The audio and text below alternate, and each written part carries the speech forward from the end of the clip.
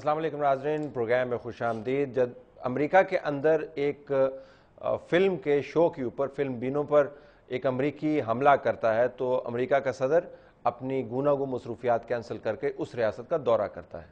Norway کے اندر جب ایک پاگل لیکن کسی عجیب قسم کی ایڈیالوجی کے تابع ایک شخص 1 سال پہلے 70 لڑکوں اور لڑکیوں کو خام خواہ نشانہ بناتا ہے اور خون کی ہولی کھیلتا ہے، 1 سال کے بعد اس واقعے کو یاد رکھا جاتا ہے اور تمام ناروے کے اندر ایک نیشنل سوگ منایا جاتا ہے۔ تمام مہذب قومیں اپنے شہریوں کی جان و مال کے تحفظ کے لیے بہت جتن کرتی ہیں۔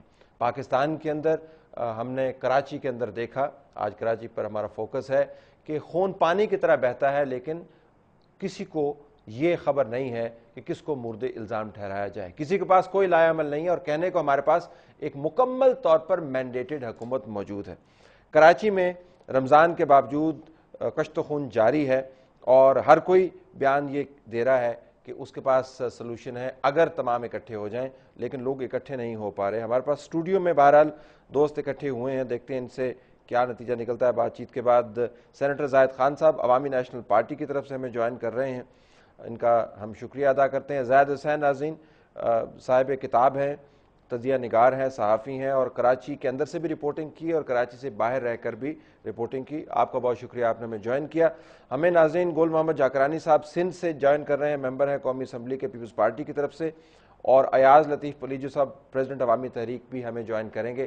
ایم کیو ایم سے ہم نے رابطہ کیا تھا لیکن ان کی طرف سے جواب ہی آیا کہ قائد تحریک کے الطاف حسین صاحب کے ایک بیان کو میڈیا نے چونکہ اہمیت نہیں دی، لہذا فی الحال وہ میڈیا کے بائیکاٹ کے موڈ میں ہیں۔ زاہد صاحب ذرا یہ بتائیے گا کہ آپ کچھ عرصے کے بعد کراچی گئے، کیا محسوس ہوا کراچی، کس قسم کے کراچی میں انٹر ہوا ہے؟ دیکھیں، کراچی کے حالات کافی دن سے خراب ہو رہے تھے، لیکن اب ایسا معلوم ہوتا ہے کہ کوئی لا اینڈ آرڈر نامی کوئی چیز نہیں ہے وہاں پہ۔ جو اصل دیکھا ہے تو کوئی گورنمنٹ بھی موجود نہیں ہے اور صرف ایسا لگتا ہے کہ مافیا رول وہاں پہ موجود ہے جو مختلف علاقوں میں۔ کراچی جو ہے ایک اتنا بڑا شہر ہو گیا ہے کہ اس کو یہ کہنا کہ ایک شہر ہے وہ صحیح نہیں ہوگا، بلکہ مختلف شہروں میں بٹا ہوا ہے۔ تو ہو سکتا ہے کہ کچھ علاقے جہاں پہ کلفٹن ہے، ڈیفنس ہاؤسنگ سوسائٹی، پی سی ایچ ایس وغیرہ ہیں، وہاں پہ صورتحال شاید آپ کو وہ نظر نہیں آئے گی، لیکن اگر آپ تھوڑا سا اور آگے کی طرف چلے جائیں تو ایسا معلوم ہوتا ہے کہ وہاں پہ شہری جو ہیں نہ ان کی جان کی نہ مان کی ہے، وہاں پہ وہ ان کا پورا جو ہے یعنی انحصار جو ہے زندگی کا جو ہے وہ ان لوگوں پہ ہے جو کہ مافیا کے ہیں، اور مافیا وہاں پہ اتنی بری طرح پھیل گیا ہے۔ اور میں سمجھتا ہوں کہ سب سے بنیادی وجہ اس کی 2 ہیں، ایک تو collapse of police system, complete collapse of police system. دوسری بات یہ ہے کہ جو ہے جتنی بھی پولیٹیکل پارٹیز جو بھی ان کی کوalition پارٹنرز ہیں، وہ سب کے سب کراچی کے حالات میں ڈائریکٹلی ملوث ہیں۔ تو ایک عجیب سی صورتحال ہے۔ میرے خیال کراچی میں پہلے بھی فسادات ہوتے رہے، 1980 کی دہائی میں ہم نے دیکھا تھا کہ اکثر کراچی کے 2/3 حصہ جو ہے وہ کرفیو کا شکار بھی رہا ہے، لیکن جو اب جو صورتحال آئی ہے وہ یہ زیادہ خطرناک اس وجہ سے ہے کہ خود جتنی بھی کوalition پارٹنرز ہیں وہ خود ڈائریکٹلی اس میں ملوث ہو گئے۔ جاکرانی صاحب، آپ نے زاہد حسین صاحب کا تجزیہ سنا، ظاہر ہے انڈیپینڈنٹ تجزیہ ہے، میں آپ سے جاننا چاہوں گا کہ جب تاریخ لکھی جائے گی اس حکومت کی تو لوگ سندھ کے یہ کہیں گے کہ ایک سب سے بڑے شہر کراچی کو جمہوریت کا انفریت جو ہے وہ کھا گیا، مینڈیٹڈ حکومت ہے، کوئی وہاں پر آپ کو اب اپوزیشن نظر نہیں آتی، آپ تو خیر لیڈر آف اپوزیشن نہیں ہے، کراچی نہیں کنٹرول کر پا رہے آپ، کیا وجہ؟ دیکھیں طلعت صاحب، میں نے زاہد صاحب کی بات سنی ہے، اس نے اپنا تجزیہ دیا ہے، لیکن یہ جو حالات ہیں کراچی کے یہ آج سے نہیں ہوئے ہیں، کافی برسوں سے کراچی کے حالات بگڑے ہوئے ہیں۔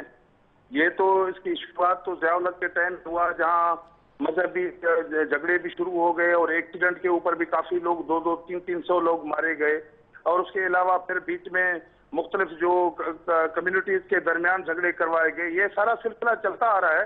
لیکن طلعت صاحب میں آپ کو ایک گزارش کروں کہ کراچی جو شہر ہے یہ پاکستان بننے سے پہلے 3.5-4 لاکھ آدم پہ مشتمل ایک شہر تھا، جس میں زیادہ تر سندھی آباد تھے، چونکہ کراچی سندھ کے گادی کا شہر رہا ہے، اور اس کے علاوہ کچھ پارسی اور گجراتی بزنس مینس بھی وہاں رہتے تھے، لیکن مجموعی طور کراچی ایک امن کا گہوارہ شہر کہا جاتا تھا، اور لیکن بدقسمتی سے پاکستان بننے کے بعد یہاں اتنی مائگریشن ہوئی، جو یہاں یو پی، سی پی، بہار اور علاقوں سے اتنی مائگریشن ہوئی جو سارے آ کر کراچی میں گزرے، لیکن وہ مائگریشن ٹھیک ہے ہمارے بزرگوں نے ان کو ویلکم کیا، یہاں ٹھہرایا، ان کی جائیدادیں، اپنے وسائل ان کے حوالے کیے، لیکن طلعت صاحب یہ مائگریشن اس حد تک محدود نہیں رہی. یہ مائگریشن کا سلسلہ کنٹینیو چلتا آ رہا ہے، جس میں برمی، بہاری، افغانی اور ہر جگہ کے لوگ یہاں آ کر جمع ہوئے. جاگرانی صاحب قطع کلامی ہوتی ہے، میں آپ سے ایک چھوٹی سی گزارش کر لوں کہ کراچی دنیا کا واحد شہر نہیں ہے جس کے اندر مائگریشن کے ذریعے ایکسپینشن ہوئی ہے. دنیا کا ہر بڑا شہر بڑا بنتا ہی مائگریشن کے ذریعے ہے. اگر پرانے زمانے کیا آپ کو امن چاہیے تو پھر آپ کو ایک گوٹھ تک محدود رہنا چاہیے تب، لیکن کراچی کو مینج کرنا تو ذمہ داری ہے نا. اب ہم کہنے لگ جائے کہ بندے وہاں پہ کیوں آ گئے. بالکل میں وہ کہتا ہوں کیونکہ ٹھیک ہے دنیا میں مائگریشن ہوتی ہے، وہ بھی کس سسٹم میں ہوتی ہے، کوئی پاسپورٹ اور ویزا کے ذریعے لوگ آتے ہیں. وہ آپ نے بنانا تھا نا نظام، تو یہ تو سارا زرداری صاحب نے بنانا تھا، قائم علی شاہ صاحب نے بنانا تھا. ہم تو ابھی آئے ہیں طلعت صاحب، یہاں اس ملک کی 65 سال عمر ہے، جہاں 40 سال تو یہاں ڈکٹیٹر آمروں کا دور رہا ہے، اس میں سے کسی سے پوچھا بھی نہیں گیا ہے. ابھی کراچی جو پہلے شہر تھا وہ میں ضیاء الحق صاحب سے تو نہیں پوچھ سکتا نا، کم از کم میں تو آپ سے ہی پوچھوں گا. اور اس کے علاوہ لیاری تھا، کلفٹن تھا، یہ مچھر کالونی، گدڑ کالونی، یہ جو بنے ہیں آپ نے مینج کرنا تھا. جاکرانی صاحب آپ نے مینج، گزارش سنا، آپ نے مینج کرنا تھا، آپ نے نہیں مینج کیا. ہم تو ابھی یہ 4 سال، ہمیں 65 سال کا حساب ابھی 4 سال سے لیا جا رہا ہے. آپ کو 65 سال حکومت کرنے دیں تب جا کے آپ سے حساب مانگے، اس طرح تو نہیں ہوتا نا. نہیں میں آپ کو عرض کروں کہ جب ہمیں جو حالات ملے ہیں اس سلسلے میں پورے اداروں کی تباہی اور بربادی ہو چکی تھی اکانومیکل کرائسس سے، لیکن پھر بھی میں یہ کہوں گا کہ ہم اس سے اپنے آپ کو بری نہیں سمجھتے ہیں. ہم کہتے ہیں کہ کراچی میں ٹھیک ہے ہمارے جو بھی ہمارے پارٹنر ہیں یا کولیشن پارٹنر ہیں، جس میں پاکستان پیپلز پارٹی ہو، MQM ہو یا ANP ہو، لیکن اس کے ساتھ ساتھ یہاں جو بھی سول سوسائٹی کے لوگ ہوں یا اور جو بھی پولیٹیکل پارٹیز ہوں، وہاں میں سنی تحریک ہو، جماعت اسلامی ہو یا ہمارے اور جو آرگنائزیشن ہو، سب کا فرض بنتا ہے. اچھا میں آپ کے کولیشن پارٹنر سے بات کر لیتا ہوں. میں کولیشن پارٹنر زاہد صاحب بیٹھے ہوں، پھر جا کے کراچی میں امن بحال ہو سکتا ہے. پھر جا کے اب ایک تو مجھے بتا دیں کہ یہ میں سن کے تنگ آ گیا ہوں. وہ 5 سال کا مینڈیٹ کسی وجہ سے دیا جاتا ہے جی، 5 سال کے مینڈیٹ کے اندر ہی پوچھ پرتیت ہم نے کرنی ہوتی ہے.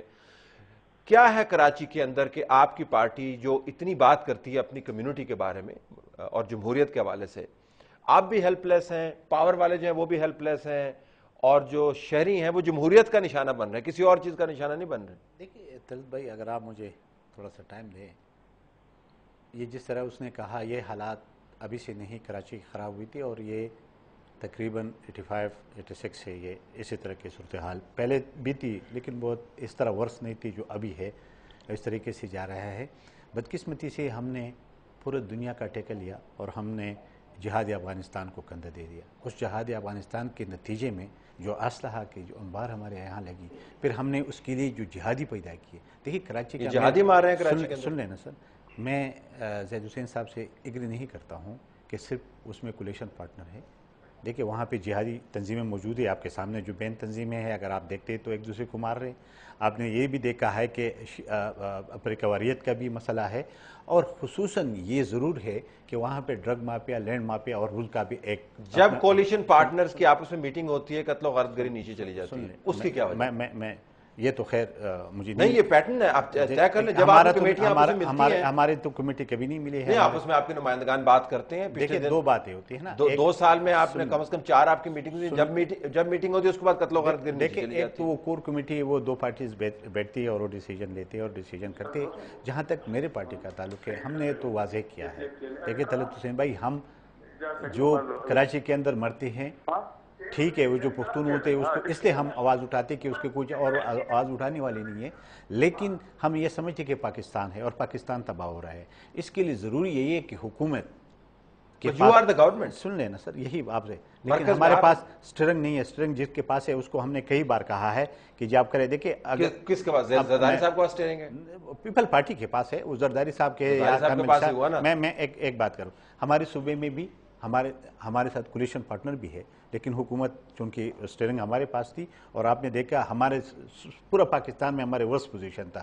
ابھی بھی وہ اس طرح بہتر نہیں ہے، لیکن پھر بھی بہتر ہے. اور یہ نہیں ہے کہ صرف کراچی میں ہو رہے. آپ نے دیکھا ہمارے 11 جوان لاہور میں دن دہاڑے قتل کی گئی ہے. تو یہ چیز تو ایک اس ملک کے اندر ہے، اور ساری دنیا کی جتنی بھی ایجنسیز ہیں. دیکھیں میں آپ کی بات سمجھتا ہوں، اگر میں لاہور میں پروگرام کرتا نا تو میں یقیناً اس پہ فوکس کرتا، لیکن جب آپ یہ آرگومنٹ کرتے ہیں نا تو یہ آپ کراچی کے معاملے کو ڈائلوٹ کرتے ہیں. اس طرح نہیں.